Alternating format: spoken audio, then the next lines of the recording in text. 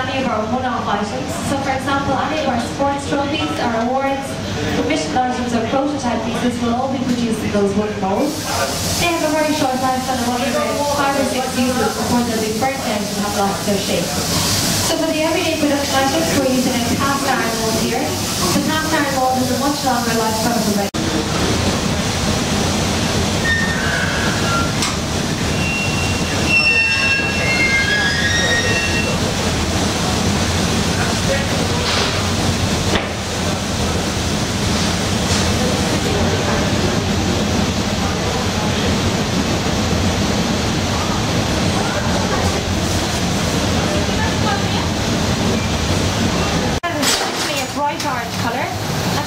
the heat of the crystal.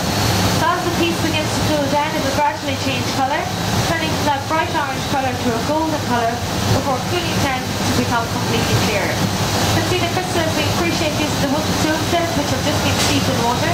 But as you can see, there's a small bit of smoke and steam coming off the pieces that's still in use.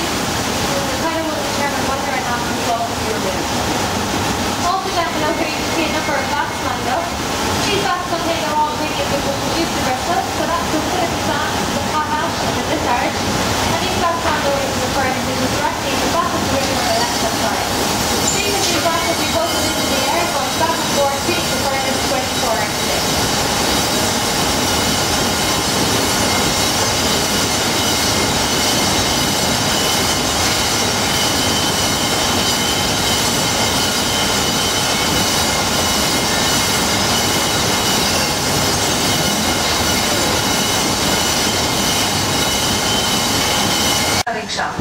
So the grid just provides a starting point and a finishing point for the colours, ensuring that the cuts are level and even all of the way around the piece. It's just a permanent marker which is being used to mark the crystal. If there's any markings left on the piece at the end of the process, the markings can simply just be polished out. It's just the grid which is marked on. Each of the patterns will be memorised by the cutters, and each pattern has a corresponding number. When the trays arrive down to the cutting department, there's a number with them, and from that they're going to know what to cut. If you have a look around the room here, you'll be able to see some examples of different designs just hanging on the wall there. And the piece just on my right hand.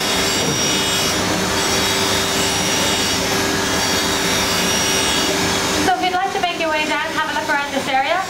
This area here is our cutting department, and this is the area where the crystal is being cut using a diamond wheel. We're using diamond to cut the crystal as it's a very strong material. It leaves a very precise finish and it's very safe. So you'll notice here the craftsmen are wearing any hand protection, and that's because diamond doesn't cut flesh, so it's not going to harm their hands in any way. You can see there's water being pumped onto the wheels. The water is keeping everything cool, catching any dust which will come off the piece. The width of the wheel will determine the width of the cut. You can have very large wheels which can last anything up to 5 or 6 years here, or very small wheels which can burn out after only a couple of months. As each piece of crystal is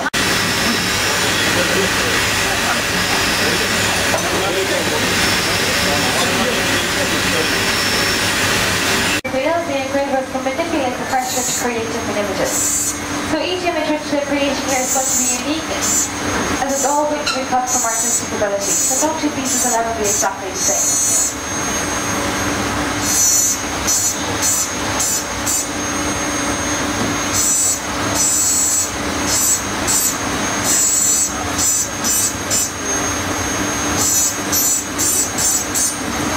Examples of pieces that we've completed here in the past. The very large piece just on my left hand side there is a 9/11 memorial piece. And there's a copy of that piece in the firehouse located closest to Ground Zero in New York.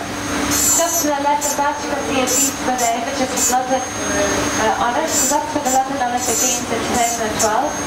And you can also see lots of examples of different sports trophies here. So when we're producing a sports trophy, we're generally producing two. That's just so we have a backup or just in case.